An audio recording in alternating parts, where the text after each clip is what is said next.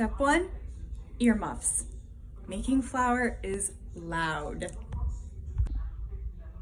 Step 2, get some dehydrated banana that you dehydrated previously, ideally from your yard. Put it into a blender. Cover and start the blender.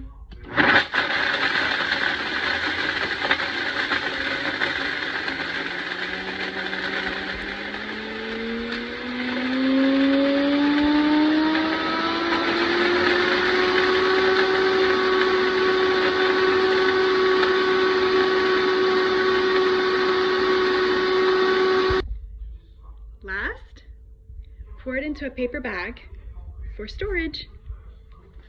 If you pour it into a glass container, the heat from the blender might make it sweat and then you'll get condensation, which you don't want. So paper bag's the best. Easy peasy.